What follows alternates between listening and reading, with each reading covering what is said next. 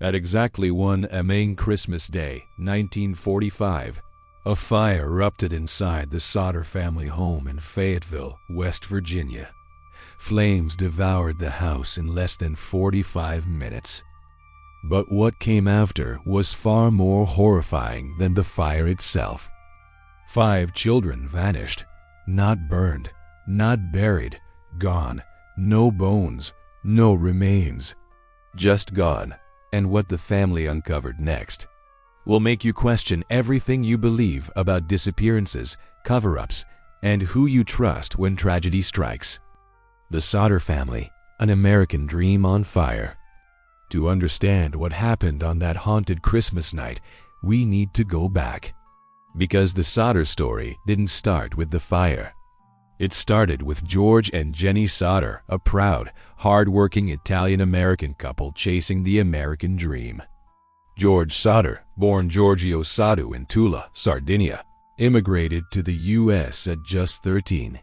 He built a life from the dirt up, eventually owning a successful trucking business in Fayetteville, West Virginia.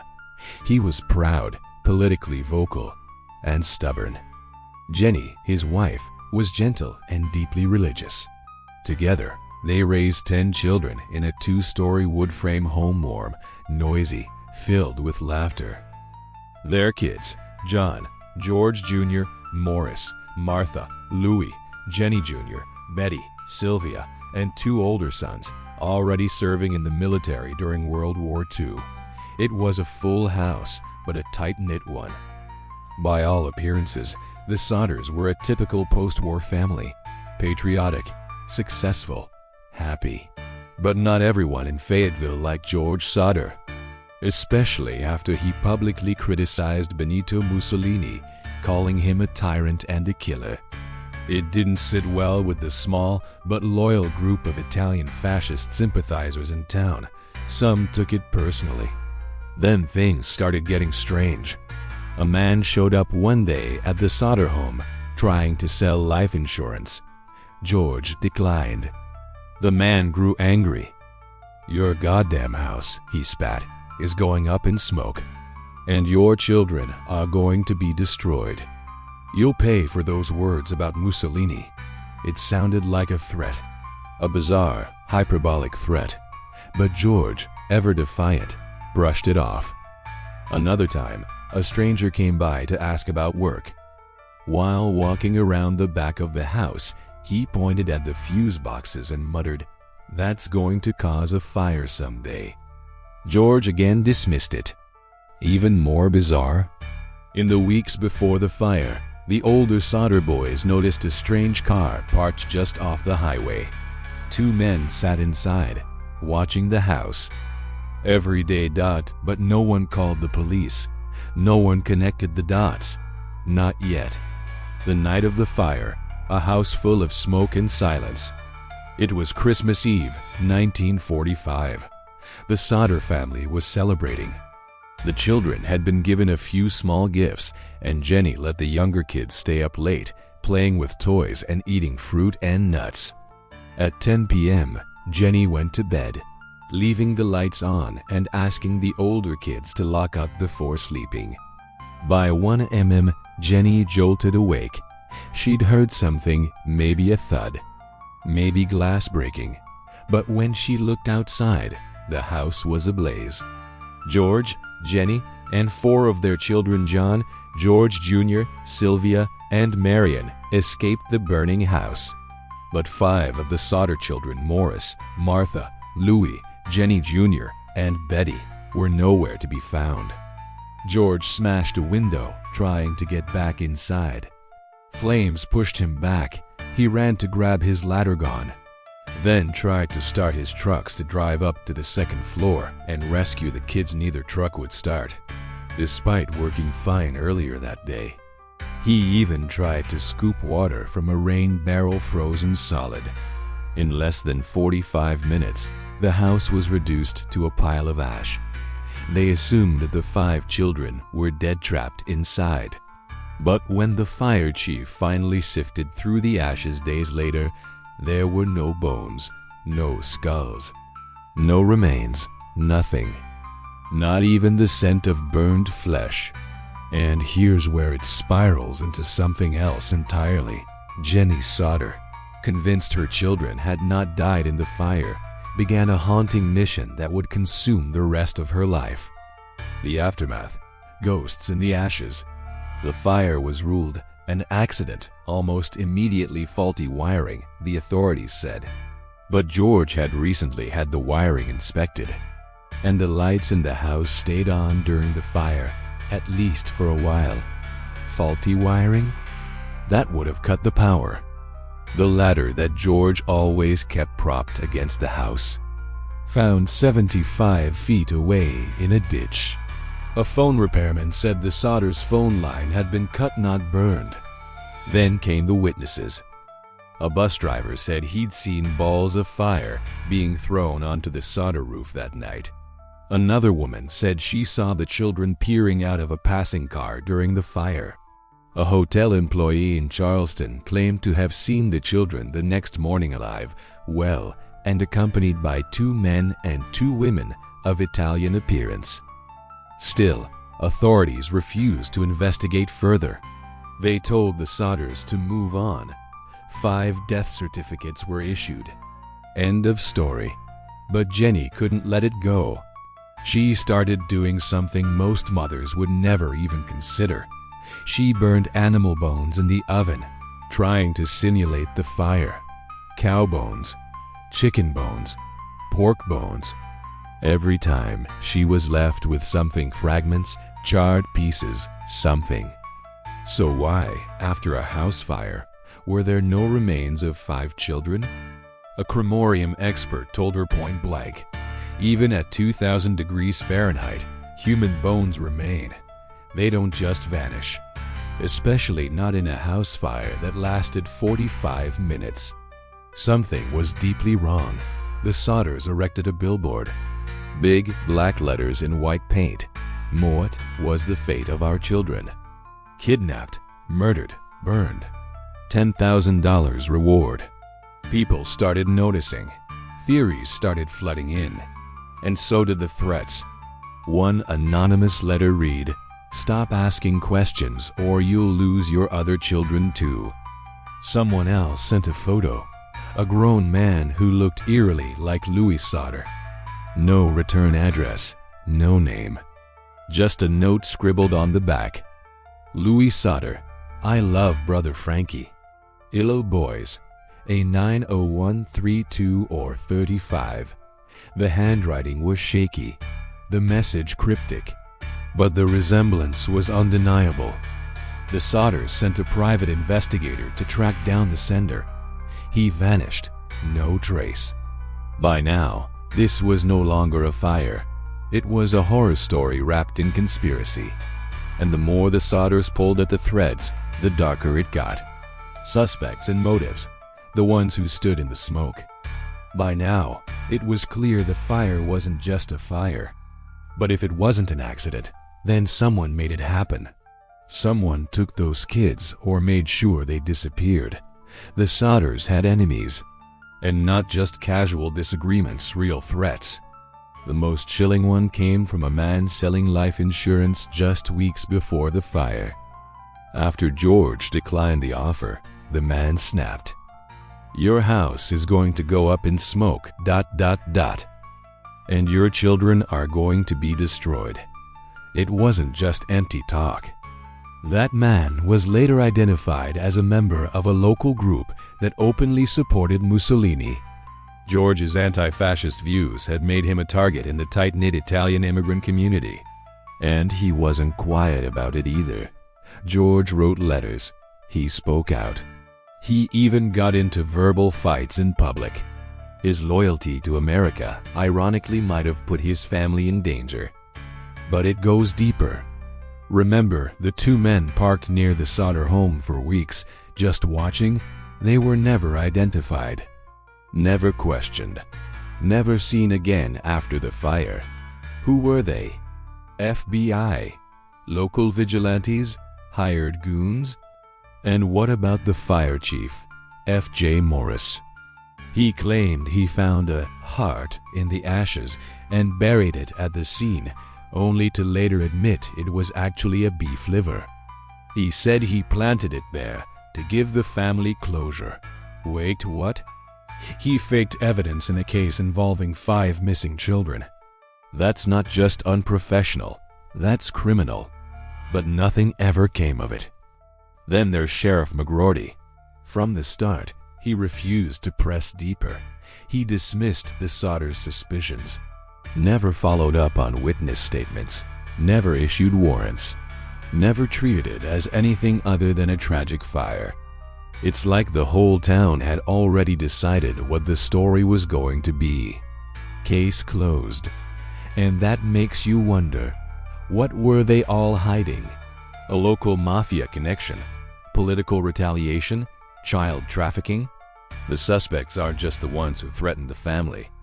They might be the ones who did absolutely nothing. Evidence, clues that shouldn't exist. Let's talk about the evidence. Because here's where it all starts to fall apart or come together, depending on how you look at it. 1. The phone call, 12:30 a.m., 30 minutes before the fire. Just before the flames erupted, the house phone rang. Jenny answered. A woman asked for someone Jenny didn't know.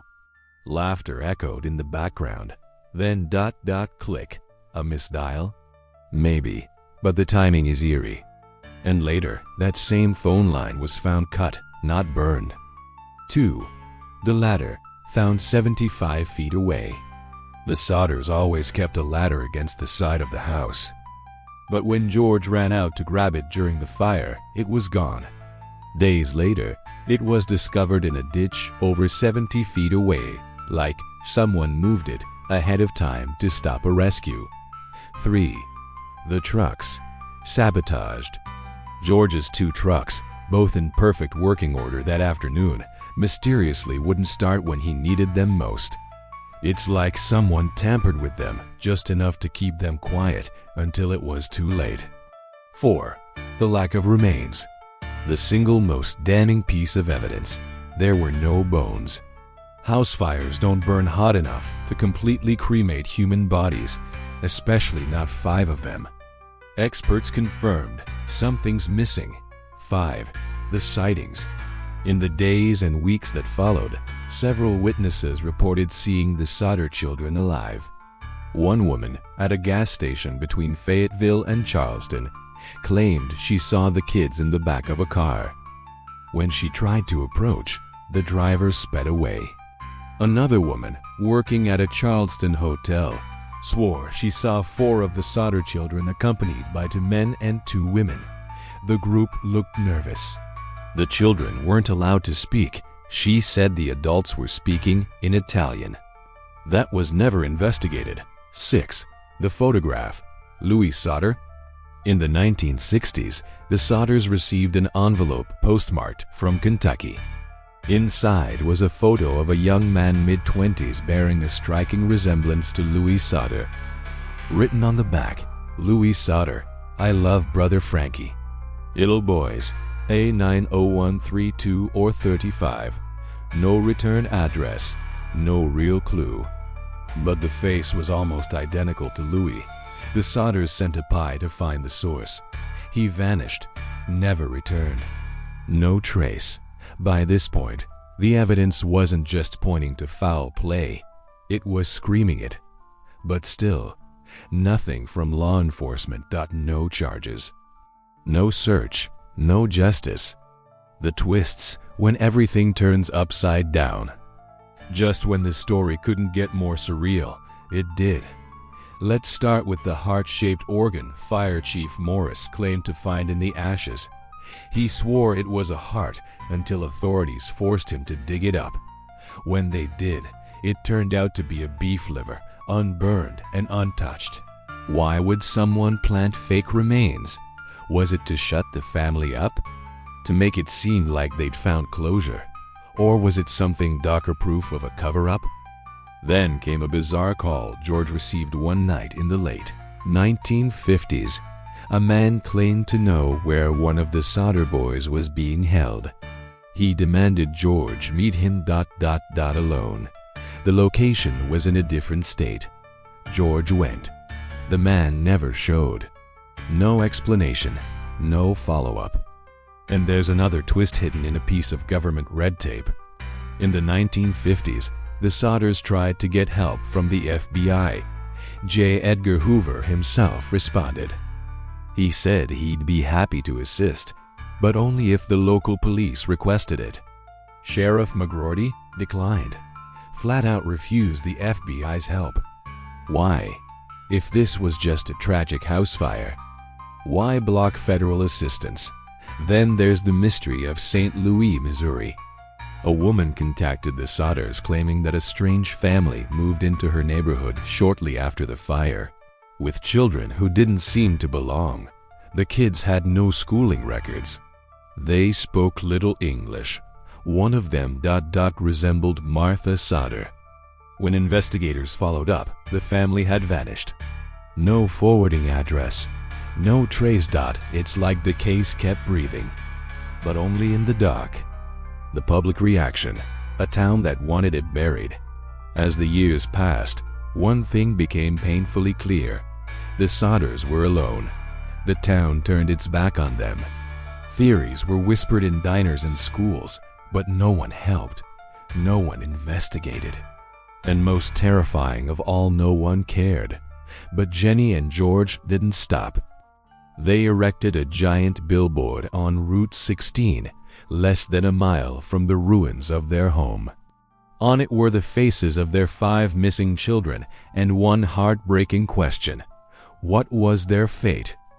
It stayed up for over 30 years. People across America started writing letters, donating money, offering help. The story caught fire nationally. It aired on Unsolved Mysteries, was featured in True Detective magazine, and even made it to Capitol Hill. But no leads ever stuck. Every sighting ended in silence. Every photograph led to a dead end. Meanwhile, the remaining Sodder children grew up under a cloud of grief. George died in 1969, still believing his children had been kidnapped. Jenny followed in 1989, never giving up the search. They kept the billboard up until the day she died. After that, it was finally taken down. But their children, especially Sylvia Sodder, the youngest and only one still alive from the night of the fire, have continued the fight for answers. She still believes, still wonders, still waits. What really happened that night? So let's ask the question everyone's been circling for 80 years. What the hell happened to the Sodder children? After decades of investigation, false leads, and haunting silences, only a few major theories remain. And none of them bring peace. Theory 1: the mafia took them. George Sodder's political outspokenness made enemies. Real ones, powerful ones. Some believe his anti-Mussolini stance pissed off members of the Italian mafia, either in West Virginia or back in Italy. Taking his children would have been a devastating punishment, a warning dressed up as personal tragedy. Some witnesses even reported seeing the kids with adults who spoke Italian. And when George reached out to Italian communities in New York and New Jersey, he was met with closed doors. One theory says the children were taken to Italy and raised under new identities. It sounds extreme, but then again, so is every part of this story. Theory 2: human trafficking. Some believe the Sodder children were taken and sold either into illegal adoption networks or something darker. There are documents of similar cases during that era, especially in post-war America, where record-keeping was spotty and black market adoptions were a real underground business. Children could disappear and reappear with different names, different stories, different lives. Was it a coincidence that the alleged sighting at the Charleston Hotel described the kids as guarded and silent? Or were they told to keep quiet or else? Theory 3: the kids survived and stayed hidden. This one hurts. What if the kids survived, but were raised to believe their family had died in the fire? What if they were too young to remember, or were told never to look back? Maybe they were adopted under forged documents. Maybe they grew up believing another family was their own. In 1945, long before databases and digital footprints, that was entirely possible. Could they be out there now elderly, unaware that their faces once stared down from a roadside billboard begging for their return? Theory 4. The family knows more than they said. A darker theory, one that circulates on conspiracy forums and true crime Reddit threads, is that someone inside the family knew what happened and never spoke. Why didn't the older boys try harder to find their siblings? Why did Marion and Sylvia survive while the 5 in the attic vanished? But this theory falls apart quickly. The Sodders spent their entire lives, every penny they had, trying to find those children. That's not guilt. That's grief. Theory 5. Supernatural intervention. Okay, it's a stretch. But some believe something paranormal happened that night. A strange energy. A curse. A collective disappearance that can't be explained by logic alone. Between the photo, the cryptic notes, the vanishing pie, and the town's refusal to act, it feels like the universe itself swallowed the Sodder children whole. It's the kind of story that makes you wonder if we're all just dancing on the edge of something unknowable. Section 10. Technology and the cold case era. You'd think, with today's tech DNA databases, facial recognition, global communication, we'd have answers by now. And yet, nothing.